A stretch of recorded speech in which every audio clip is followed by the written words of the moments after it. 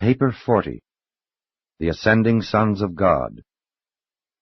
As in many of the major groups of universe beings, 7 general classes of the Ascending Sons of God have been revealed. 1. Father-fused mortals. 2. Son-fused mortals. 3. Spirit-fused mortals. 4. Evolutionary seraphim. 5. Ascending material sons. 6. Translated midwayers. 7. Personalized adjusters. The story of these beings, from the lowly animal origin mortals of the evolutionary worlds to the personalized adjusters of the Universal Father, presents a glorious recital of the unstinted bestowal of divine love and gracious condescension throughout all time and in all universes of the far-flung creation of the paradise deities. These presentations begin with a description of the deities, and group by group the narrative has descended the universal scale of living beings until it has reached the lowest order of life, endowed with the potential of immortality. And now am I dispatched from Salvington, one time a mortal of origin on an evolutionary world of space, to elaborate and continue the recital of the eternal purpose of the gods respecting the ascending orders of sonship, more particularly with regard to the mortal creatures of time and space. Since the greater part of this narrative will be devoted to a discussion of the 3 basic orders of ascending mortals, consideration will first be given to the non-mortal ascending orders of sonship: seraphic, Adamic, midwayer, and adjuster. 1. Evolutionary seraphim. Mortal creatures of animal origin are not the only beings privileged to enjoy sonship. The angelic hosts also share the supernal opportunity to attain paradise. Guardian seraphim, through experience and service with the ascending mortals of time, also achieve the status of ascendant sonship. Such angels attain paradise through Seraphington, and many are even mustered into the core of mortal finality. To climb to the supernal heights of finaliter sonship with God is a masterly achievement for an angel, an accomplishment far transcending your attainment of eternal survival through the plan of the eternal Son and the ever-present help of the indwelling adjuster. But the guardian seraphim, and occasionally others, do actually effect such ascensions. 2. Ascending material sons. The material sons of God are created in the local universe along with the Melchizedeks and their associates, who are all classified as descending sons. And indeed, the planetary atoms, the material sons and daughters of the evolutionary worlds, are descending sons, coming down to the inhabited worlds from their spheres of origin, the capitals of the local systems. When such an Adam and Eve are wholly successful in their joint planetary mission as biologic uplifters, they share the destiny of the inhabitants of their worlds. When such a world is settled in the advanced stages of light and life, this faithful material son and daughter are permitted to resign all planetary administrative duties, and after thus liberated from the descending adventure, they are permitted to register themselves as perfected material sons on the records of the local universe. Likewise, when planetary assignment is long delayed, may the material sons of stationary status, the citizens of the local systems, withdraw from the activities of their status spheres, and similarly register as perfected material sons. After these formalities, such liberated Adams and Eves are accredited as ascending sons of God, and may immediately begin the long journey to Havona and paradise, starting at the exact point of their then present status and spiritual attainment. And they make this journey in company with the mortal and other ascending sons, continuing until they have found God and have achieved the core of mortal finality in the eternal service of the paradise deities. 3. Translated midwayers. Although deprived of the immediate benefits of the planetary bestowals of the descending sons of God, though the paradise ascent is long deferred, nevertheless, soon after an evolutionary planet has attained the intermediate epochs of light and life, if not before, both groups of midway creatures are released from planetary duty. Sometimes the majority of them are translated, along with their human cousins, on the day of the descent of the Temple of Light, and the elevation of the planetary prince to the dignity of planetary sovereign. Upon being relieved of planetary service, both orders are registered in the local universe as ascending sons of God, and immediately begin the long paradise ascent by the very routes ordained for the progression of the mortal races of the material worlds. The primary group are destined to various finaliter corps, but the secondary or Adamic midwayers are all rooted for enrollment in the mortal corps of finality. 4. Personalized adjusters. When the mortals of time failed to achieve the eternal survival of their souls in planetary association with the spirit gifts of the Universal Father, such failure is never in any way due to neglect of duty, ministry, service, or devotion on the part of the adjuster. At mortal death, such deserted monitors return to Divinington, and subsequently, following the adjudication of the non-survivor, they may be reassigned to the worlds of time and space. Sometimes, after repeated services of this sort, or following some unusual experience, such as functioning as the indwelling adjuster of an incarnated bestowal son, these efficient adjusters are personalized by the Universal Father. Personalized adjusters are beings of a unique and unfathomable order. Originally of existential pre-personal status, they have experientialized by participation in the lives and careers of the lowly mortals of the material worlds. And since the personality bestowed upon these experienced thought adjusters takes origin and has its wellspring in the Universal Father's personal and continuing ministry of the bestowals of experiential personality upon his creature creation, these personalized adjusters are classified as ascending sons of God, the highest of all such orders of sonship. 5. Mortals of time and space. Mortals represent the last link in the chain of those beings who are called sons of God. The personal touch of the original and eternal Son passes on down through a series of decreasingly divine and increasingly human personalizations until there arrives a being much like yourselves, one you can see, hear, and touch. And then you are made spiritually aware of the great truth which your faith may grasp, sonship with the eternal God.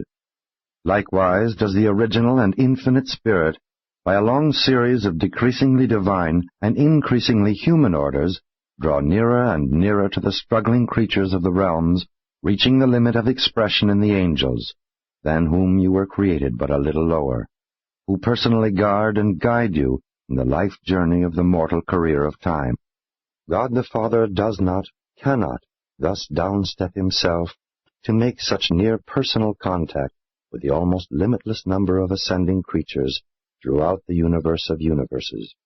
But the Father is not deprived of personal contact with his lowly creatures. You are not without the divine presence.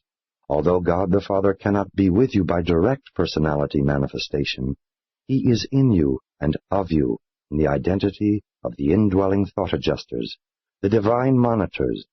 Thus does the Father, who is the farthest from you in personality and in spirit, draw the nearest to you in the personality circuit and in the spirit touch of inner communion with the very souls of his mortal sons and daughters. Spirit identification constitutes the secret of personal survival and determines the destiny of spiritual ascension. And since the thought adjusters are the only spirits of fusion potential to be identified with man during the life in the flesh, the mortals of time and space are primarily classified in accordance with their relation to these divine gifts, the indwelling mystery monitors. This classification is as follows. 1. Mortals of the transient or experiential adjuster sojourn. 2. Mortals of the non-adjuster fusion types. 3. Mortals of adjuster fusion potential. Series 1. Mortals of the transient or experiential adjuster sojourn.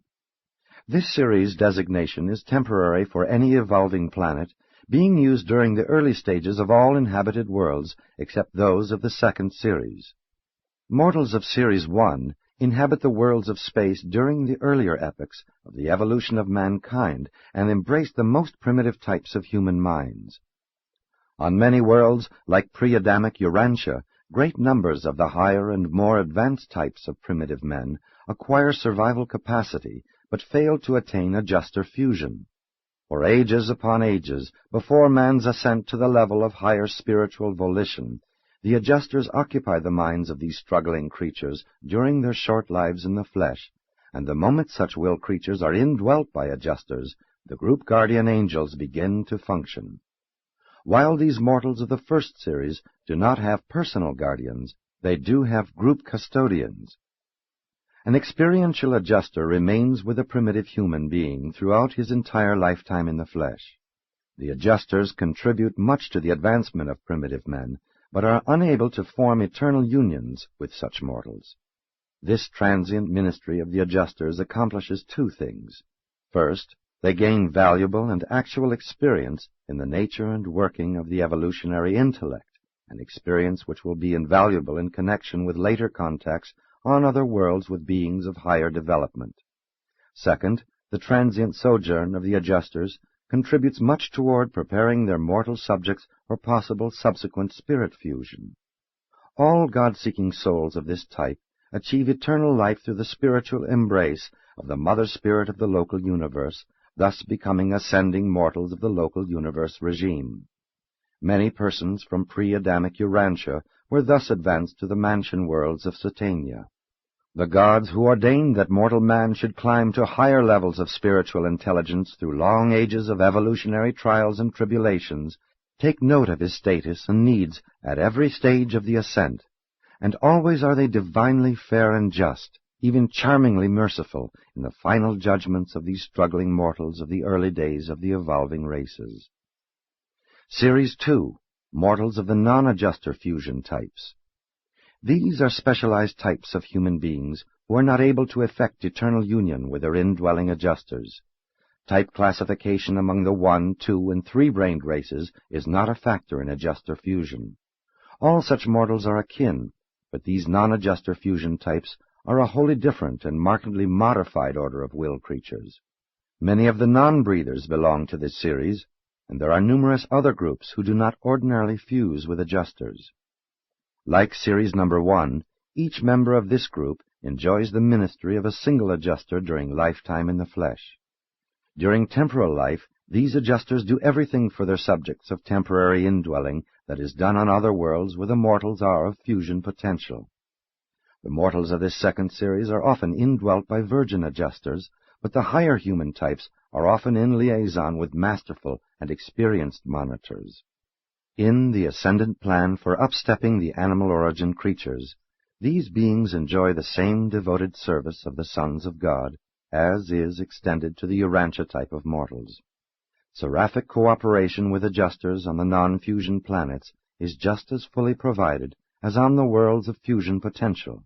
The guardians of destiny minister on such spheres just as on Urantia, and similarly function at the time of mortal survival, at which time the surviving soul becomes spirit-fused. When you encounter these modified mortal types on the mansion worlds, you will find no difficulty in communicating with them.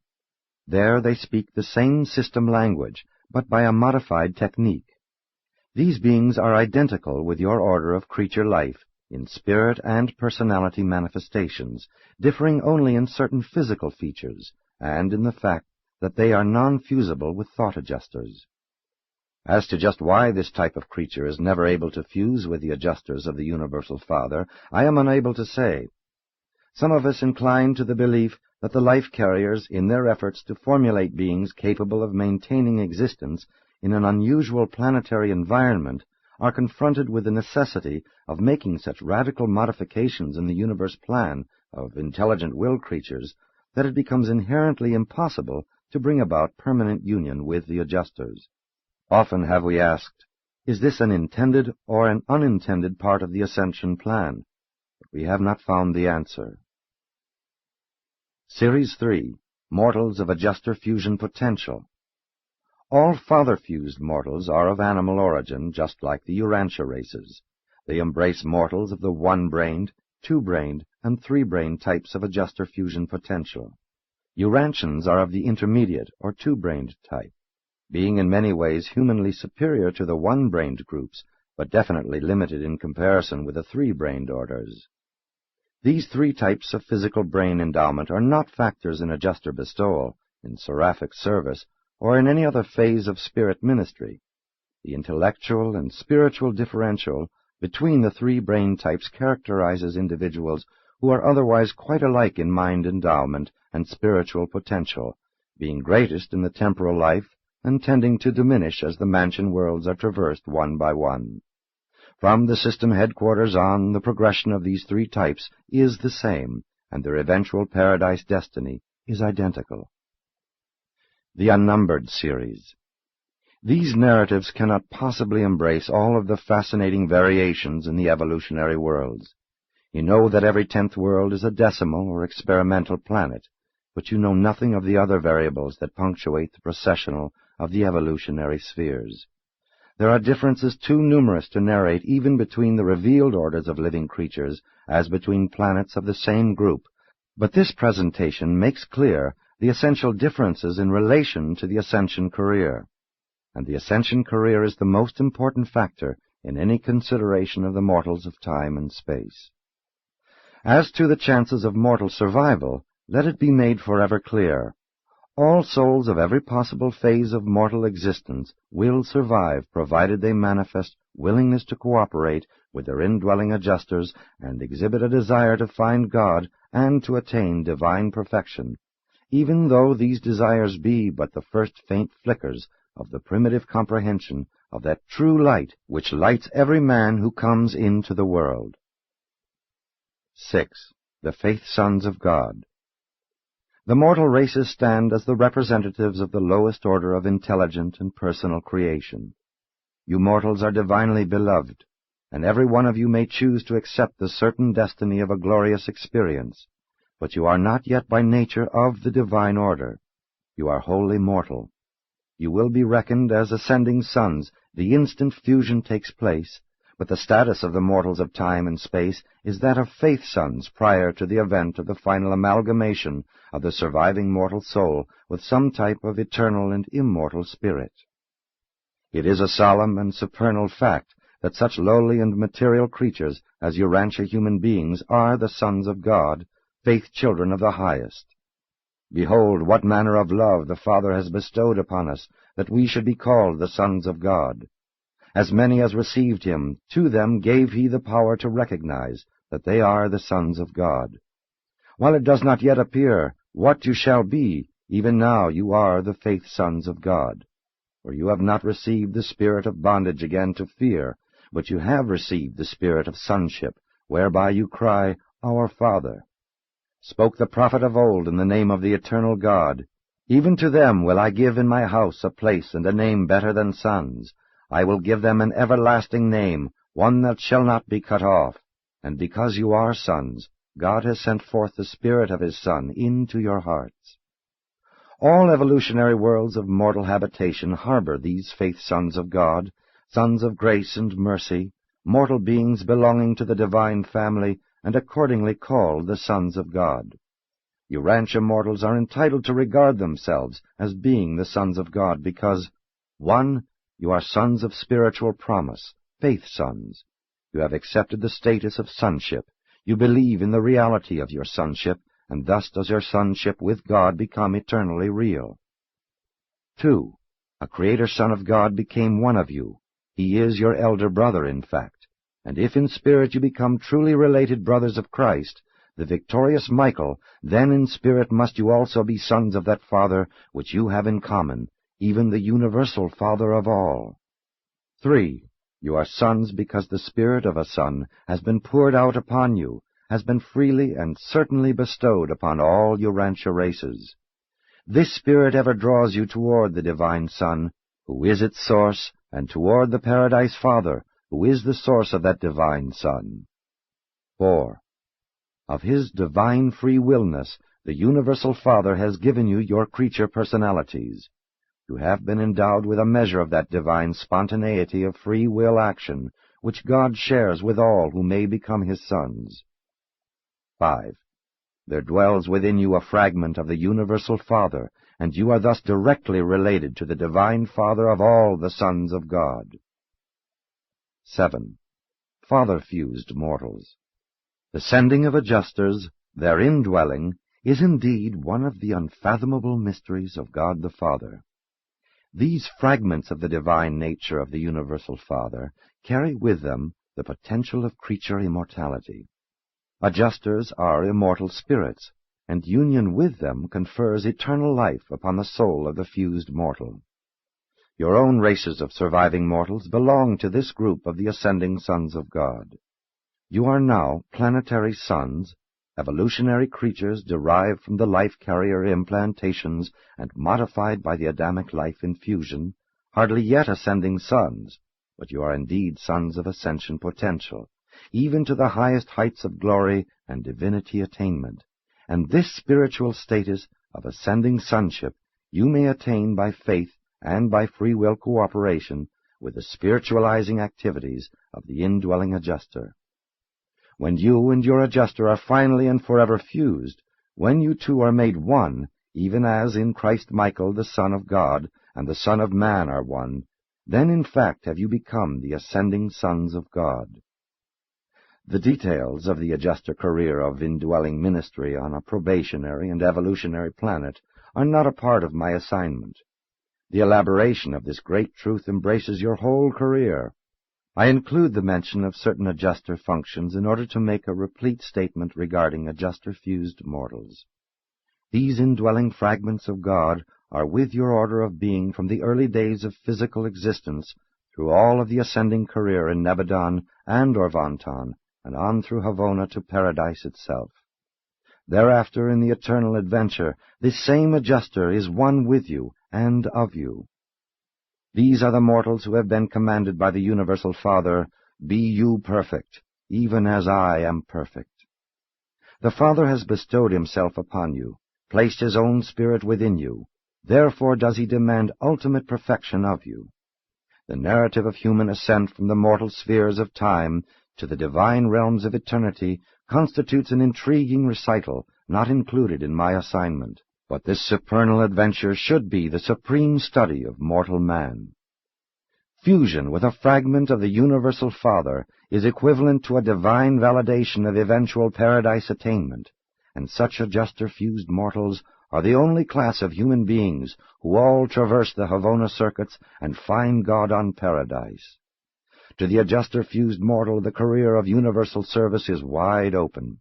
What dignity of destiny and glory of attainment await every one of you. Do you fully appreciate what has been done for you? Do you comprehend the grandeur of the heights of eternal achievement which are spread out before you, even you who now trudge on in the lowly path of life through your so-called vale of tears? 8. Sun-fused mortals. While practically all surviving mortals are fused with their adjusters on one of the mansion worlds or immediately upon their arrival on the higher Urantia spheres, there are certain cases of delayed fusion, some not experiencing this final surety of survival until they reach the last educational worlds of the universe headquarters. And a few of these mortal candidates for never-ending life utterly fail to attain identity fusion with their faithful adjusters. Such mortals have been deemed worthy of survival by the adjudicational authorities, and even their adjusters, by returning from Divinington, have concurred in their ascension to the mansion worlds. Such beings have ascended through a system, a constellation, and through the educational worlds of the Salvington circuit. They have enjoyed the 70 times 7 opportunities for fusion, and still have been unable to attain oneness with their adjusters. When it becomes apparent that some synchronizing difficulty is inhibiting father fusion, the survival referees of the Creator Son are convened, and when this court of inquiry, sanctioned by a personal representative of the Ancients of Days, finally determines that the ascending mortal is not guilty of any discoverable cause for failure to attain fusion, they so certify on the records of the local universe and duly transmit this finding to the Ancients of Days. Thereupon does the indwelling adjuster return forthwith to Divinington for confirmation by the personalized monitors, and upon this leave-taking the Urantia mortal is immediately fused with an individualized gift of the spirit of the Creator Son.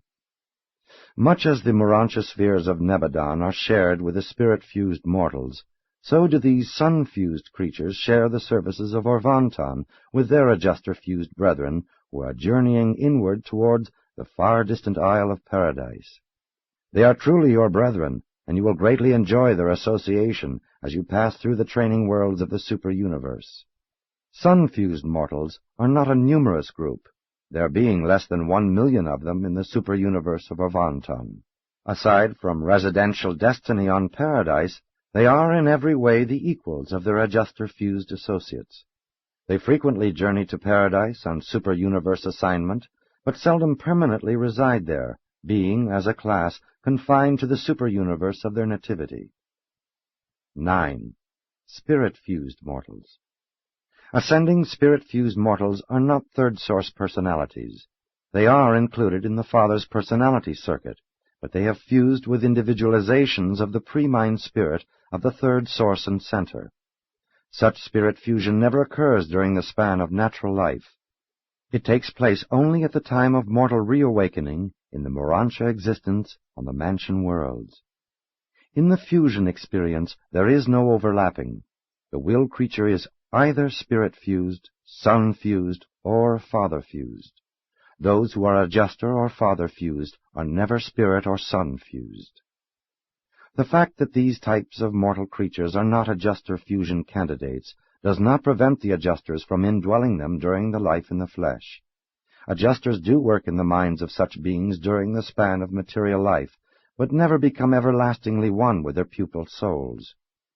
During this temporary sojourn, the adjusters effectively build up the same spirit counterpart of mortal nature, the soul, that they do in the candidates for adjuster fusion.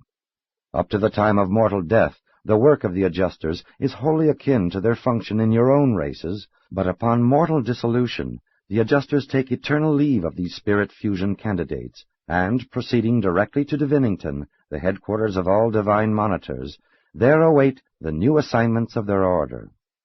When such sleeping survivors are repersonalized on the mansion worlds, the place of the departed adjuster is filled by an individualization of the spirit of the divine minister, the representative of the infinite spirit in the local universe concerned. This spirit infusion constitutes these surviving creatures spirit-fused mortals. Such beings are in every way your equals in mind and spirit, and they are indeed your contemporaries, sharing the mansion and Urantia spheres in common with your order of fusion candidates, and with those who are to be sun-fused. There is, however, one particular in which spirit-fused mortals differ from their ascendant brethren. Mortal memory of human experience on the material worlds of origin survives death in the flesh because the indwelling adjuster has acquired a spirit counterpart or transcript of those events of human life which were of spiritual significance.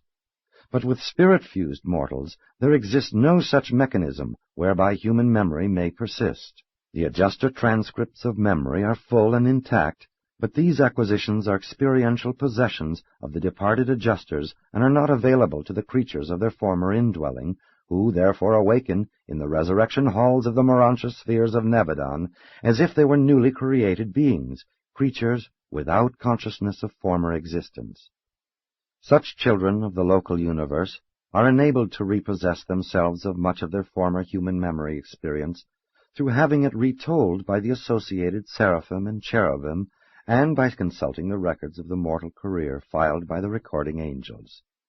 This they can do with undoubted assurance because the surviving soul of experiential origin in the material and mortal life, while having no memory of mortal events, does have a residual experiential recognition response to these unremembered events of past experience.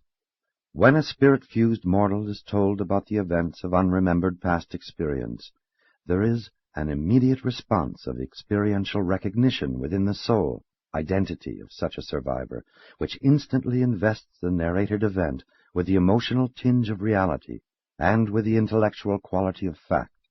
And this dual response constitutes the reconstruction, recognition, and validation of an unremembered facet of mortal experience. Even with adjuster fusion candidates, only those human experiences which were of spiritual value are common possessions of the surviving mortal and the returning adjuster, and hence are immediately remembered subsequent to mortal survival. Concerning those happenings which were not of spiritual significance, even these adjuster-fusers must depend upon the attribute of recognition-response in the surviving soul. And since any one event may have a spiritual connotation to one mortal but not to another, it becomes possible for a group of contemporary ascenders from the same planet to pool their store of adjuster-remembered events, and thus to reconstruct any experience which they had in common, and which was of spiritual value in the life of any one of them. While we understand such techniques of memory reconstruction fairly well, we do not grasp the technique of personality recognition. Personalities of one-time association mutually respond quite independently of the operation of memory, albeit memory itself and the techniques of its reconstruction are necessary to invest such mutual personality response with the fullness of recognition. A spirit-fused survivor is also able to learn much about the life he lived in the flesh by revisiting his nativity world, subsequent to the planetary dispensation in which he lived. Such children of spirit fusion are enabled to enjoy these opportunities for investigating their human careers, since they are in general confined to the service of the local universe. They do not share your high and exalted destiny in the paradise core of the finality. Only adjuster-fused mortals or other especially embraced ascendant beings are mustered into the ranks of those who await the eternal deity adventure. Spirit-fused mortals are the permanent citizens of the local universes. They may aspire to paradise destiny, but they cannot be sure of it. In Nebadon, their universe home, is the 8th group of worlds encircling Salvington, a destiny heaven of nature and location, much like the one envisioned by the planetary traditions of Urantia. 10. Ascendant Destinies. Spirit-fused mortals are, generally speaking, confined to a local universe. Sun-fused survivors are restricted to a super-universe. Adjuster-fused mortals are destined to penetrate the universe of universes. The spirits of mortal fusion always ascend to the level of origin. Such spirit entities unfailingly return to the sphere of primal source. Spirit-fused mortals are of the local universe. They do not ordinarily ascend beyond the confines of their native realm, beyond the boundaries of the space range of the spirit that pervades them.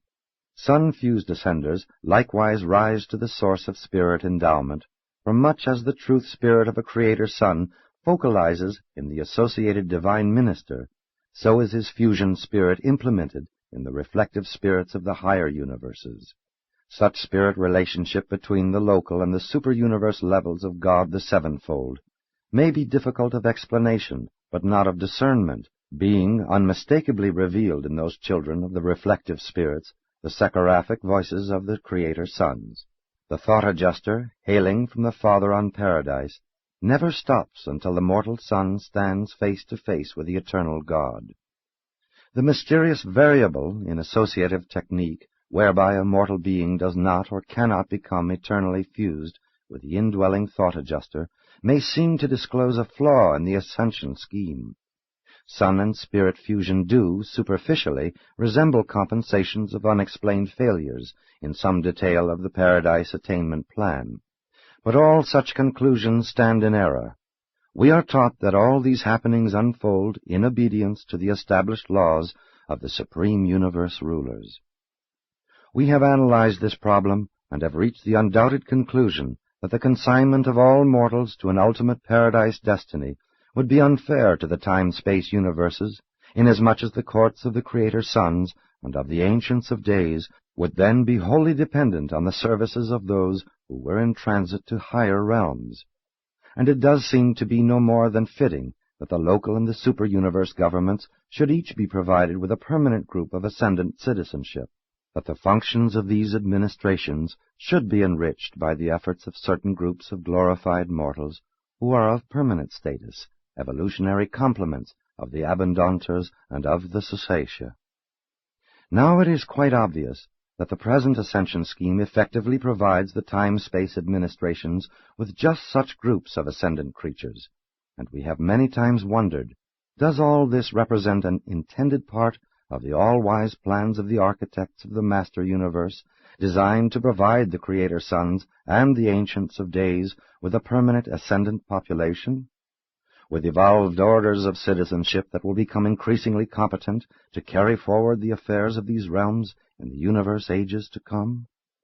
That mortal destinies do thus vary in no wise proves that one is necessarily greater or lesser than another, merely that they differ.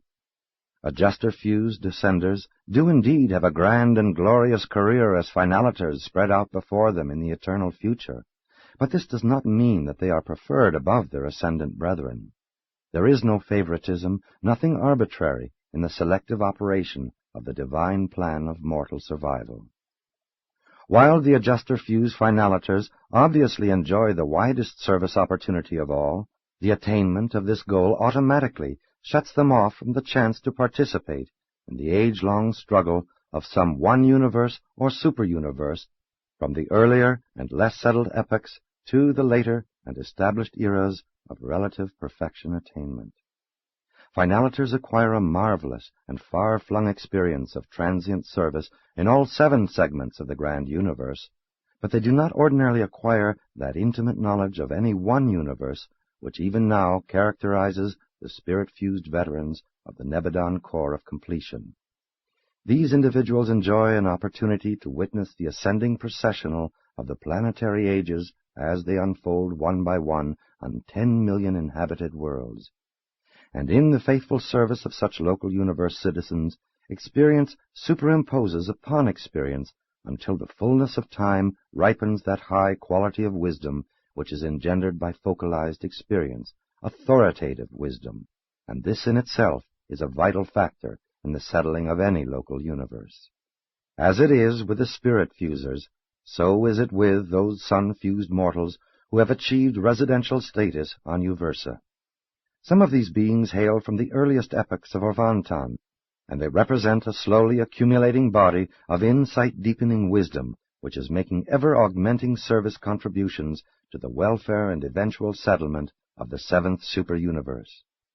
What the ultimate destiny of these stationary orders of local and of super-universe citizenship will be, we do not know, but it is quite possible that, when the Paradise Finalators are pioneering the expanding frontiers of divinity in the planetary systems of the first outer space level, their sun and spirit-fused brethren of the Ascendant evolutionary struggle will be acceptably contributing to the maintenance of the experiential equilibrium of the perfected super-universes, while they stand ready to welcome the incoming stream of paradise pilgrims who may, at that distant day, pour in through Orvantan and its sister creations as a vast, spirit-questing torrent from these now uncharted and uninhabited galaxies of outer space. While the majority of spirit fusers serve permanently as citizens of the local universes, all do not. If some phase of their universe ministry should require their personal presence in the super-universe, then would such transformations of being be wrought in these citizens as would enable them to ascend to the higher universe. And upon the arrival of the celestial guardians, with orders to present such spirit-fused mortals at the courts of the ancients of days, they would so ascend, never to return. They become wards of the super-universe, serving as assistants to the celestial guardians, and permanently, save for a few who are in turn summoned to the service of Paradise and Havona. Like their spirit-fused brethren, the sun-fusers neither traverse Havona nor attain Paradise unless they have undergone certain modifying transformations. For good and sufficient reasons, such changes have been wrought in certain sun-fused survivors, and these beings are to be encountered ever and anon on the 7 circuits of the central universe. Thus it is that certain numbers of both the sun and the spirit-fused mortals do actually ascend to Paradise, do attain a goal in many ways equal to that which awaits the father-fused mortals. Father-fused mortals are potential finalators. Their destination is the universal Father, and him they do attain, but within the purview of the present universe age. Finalators as such are not destiny attainers. They remain unfinished creatures, 6th-stage spirits, and hence non-active in the evolutionary domains of pre-light and life status. When a mortal finalator is trinity-embraced, becomes a trinitized son, such as a mighty messenger, then has that finaliter attained destiny, at least for the present universe age.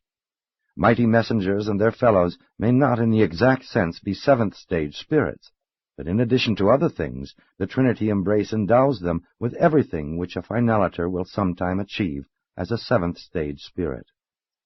After spirit-fused or sun-fused mortals are trinitized, they pass through the paradise experience with the adjuster-fused ascenders, with whom they are then identical in all matters pertaining to super-universe administration. These trinitized sons of selection, or of attainment, at least for now, are finished creatures, in contrast to the finaliters, who are at present unfinished creatures. Thus, in the final analysis, it would be hardly proper to use the words greater or lesser in contrasting the destinies of the ascending orders of sonship. Every such son of God shares the fatherhood of God, and God loves each of his creature sons alike. He is no more a respecter of ascendant destinies than is he of the creatures who may attain such destinies. The Father loves each of his sons, and that affection is not less than true, holy, divine, unlimited, eternal, and unique, a love bestowed upon this son and upon that son individually, personally, and exclusively. And such a love utterly eclipses all other facts. Sonship is the supreme relationship of the creature to the Creator. As mortals, you can now recognize your place in the family of divine sonship and begin to sense the obligation to avail yourselves of the advantages so freely provided in and by the paradise plan for mortal survival, which plan has been so enhanced and illuminated by the life experience of a bestowal son. Every facility and all power have been provided for ensuring your ultimate attainment of the paradise goal of divine perfection. Presented by a mighty messenger temporarily attached to the staff of Gabriel of Salvington.